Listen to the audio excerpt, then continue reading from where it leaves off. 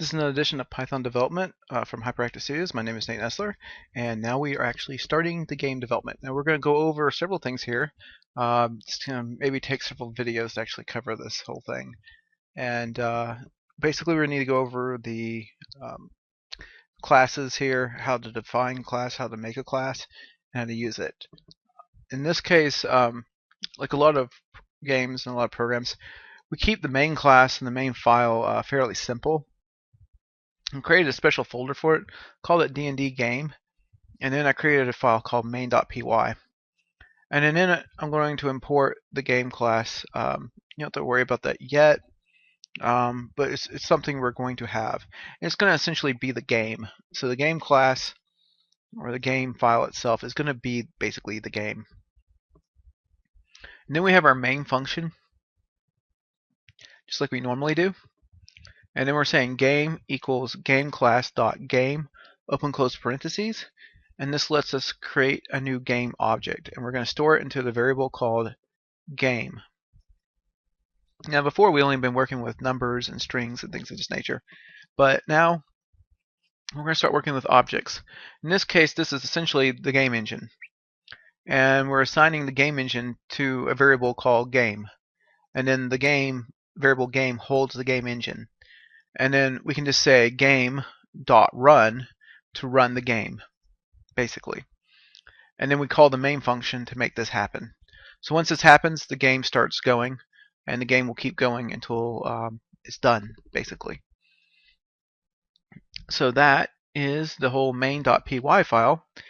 And now let's switch over to have a look at what a class looks like for the player character. As it's simpler than the enemy base class. So we're going to look at the player character one next and go over how a object, how a class works and how we do that. So here we're going to import random, and we're importing random because we need to be able to do random numbers. So we're going to do that. We're going to create a new class, and it's going to be called player. So just like we were doing a function, we do the same thing with a class, only instead of saying def for def, for defining a function, we call it class. And then we put a colon at the end like we do the other stuff. So you may notice we have lots of defs inside of our class. And that's the awesome part of a class. We can have multiple variables, we can have multiple functions. Basically we can contain it all into one name. Under one name, and so this makes it really easy. Like I could have a car, and it could have a variable which is now called a property when it's inside of a class, and it could have how many doors the car has. We have another variable that defines how many cylinders the engine has, how much. You get the idea, so on and so forth. And then we could have a function that makes the car drive, go forward, go to the left, go to the right, go backwards. Go this many units, how many miles per hour, how many miles per gallon is being consumed, how much, etc., etc. You could actually use this with a real car. You don't have to just do it with imaginary cars. You can do it with real cars too. As a matter of fact, that is what the Google car does. It actually is driven by a computer. And you get the same idea here, using a bunch of sensors and things of that nature. So this is really quite cool. And you can do anything as an object, and doing things in objects makes a lot of sense unless you contain things and use things in a more straightforward manner. Kind of like the game.run did a second ago. So we have a main starting function, and we need to initialize our new variables, our new properties, if you will, inside our class. So we have to define this special custom function here, underscore underscore init underscore underscore. This is a init for initialization, which means establish it, start it up, get it going type thing. So and then we are open parentheses, and we're going to pass in our self. So the way of referring to the object within itself is by using a variable called self, and self points to the class we're defining, player here. So essentially self is player, the player class. And so we have to pass that in. Close parentheses colon, and then we can say self.life equals 100. So now we just created a new property, or a new variable if you will, inside this class, and assigned it the value of 100. We're going to do the same thing here with damage. So we self.damage here equals 15. This is how much damage we can do. Self.damage upper limit is equal to 85. It's the maximum amount of damage we're allowed to do. Self.damage lower limit is 5. That's the minimum amount of damage we can do. Self.weapons equals sword, comma dagger, comma shield. So we just created a list. And so we have a list of weapons. So there's our inventory, our weapons inventory. We also have a potions inventory here too, where we have two different types of potions we can have, either health or poison. And they, of course, have their own repercussions. So these are different types of potions, and they're stored inside of a list. Then we also have potion crafting. We can craft potions, and this is done as a dictionary, where we can say, okay, we have a tortoise tail, and we have this many tortoise tails. You start with 0. Feather of a raven, we have 0 feathers of ravens. We have 0 cyclops eyes. We have 0 ice demon frost. And we also have 0 bath hair. Bath hair. Ooh. Oh no, sorry, bat hair. That's better. I don't know which is worst, right? Bath hair or bat hair, both of it's nasty. All right, so there's all those, and then we close it with a curly brace here. Then we're going to say def use potion self here. We'll close parentheses around it, colon, print, use potion code goes here. So in order to use the potion code, it would go here. We'll define it later on. I've actually already developed it. I just haven't put it in on purpose in order to make this a little simpler for the presentation here, for just getting going with this. Otherwise, the code would be a lot longer. Def here, craft health potion here, self, open parentheses self, close parentheses colon. And again, we're defining another function called craft health potion. And we're just going to print craft a health potion. Now, we're not actually doing it right now, but again, I already have code written for doing this. Again, holding off so to keep this simple for the beginning here. And then we're going to expand on it. We're going to add lots of stuff to it. But this is to get us started type thing. So we have def here, craft strength potion, open parentheses, self here, close parentheses, colon, print craft a strength potion, and that will allow the player to deal more damage. But again, we're not doing anything with this yet. It's just purely there for a placeholder until we actually put one there. Find craft supplies, again, this is a placeholder again for another function for doing this. Print found raw materials for crafting. Determine damage. Now this one's for real, because we gotta have at least some base here going. So determine damage here. We're going to pass in self again for it.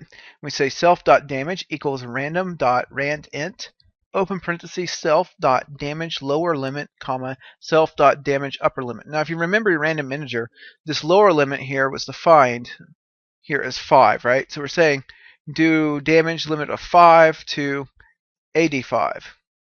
So this is cool because then later on we could come into this program, or maybe they could gain some power-ups or something like that, and these values could actually change during the game. And we don't have to recode it or anything. We're just called back to these variables, and based on whatever the property value is here from our potions or our strings or whatever, or how we've leveled up or whatever, these values can change, and it can actually change how much damage we do. And what our range of our damage is. And so this is just, the lower limit and the upper limit of a regular random int, like we've been doing previously. Only now we can do it where we can change it over time while the game is playing. So it makes a lot of sense, and this makes it to where you can do like an RPG type adventure where you can, level up and gain potions and special abilities and all this stuff.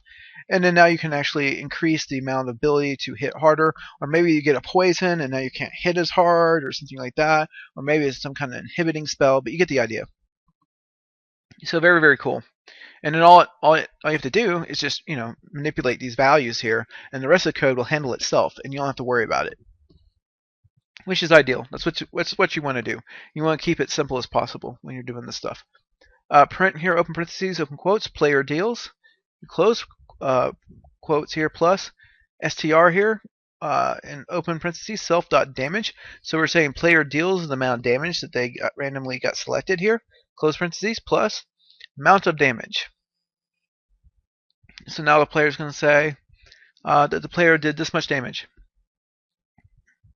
We have an upkeep function that we're just as a placeholder, but this is where you can take health potions, switch weapons, craft potions, etc., and add new additional weapons. Weapons might break, something like that. You have to replace them, swap weapons. You know, maybe a weapon has been damaged and so it doesn't do as much damage anymore. So swapping other weapons would increase or change your range of damage from that random int right here for your damage amount that you can produce. The set life and get life, it's already in here and it is working for real on this one. So we have self and then life in. So self.life here equals life in, and then this sets the life that we're passing into set life. So when we do this function, we are able to then determine how much life the player should have. Get life gets how much the player has and just returns it. Set damage lets us determine how much damage the player has can do or whatever. So this is a special setter, as we call it, when we're doing these type of classes, and lets us basically set how much damage there is. So the damage in variable gets passed in, and then when someone calls this function, and then the actual damage property gets set to that amount of damage. Get damage is a getter. So basically we just return how much damage the player can do right now. So we have the same thing going on with damage and life there with the passing the stuff in, the getters and setters. And then we have set damage upper limit. So this is so that we can, have it where we take potions or modify. And you actually modify the upper limits here. So then we pass in damage upper limit variable and we set that to the upper limit. And get damage upper limit, and we pass back what the upper limit is already. And damage lower limit sets the damage lower limit here, set damage lower limit, and then get damage lower limit returns the lower limit for the damage. So this is pretty cool. Basically, this lets us change in the game while the game is playing what our upper and lower limits are for our damage. And also checking to see if maybe we don't want to go beyond a certain point. Maybe at a certain level, even with potions, the character can only achieve a certain amount of damage capabilities or something of that nature. So this is why we want to be able to check what the damage limits are for the lower and upper part, so on and so forth. So maybe if we need to establish certain type of coding, we don't want to be able to get what we need for information to do some kind of logic structures inside of our game so determine what we should do. So that right there covers the player class, and then we're going to go on to the very next class, which is going to be the enemy base class.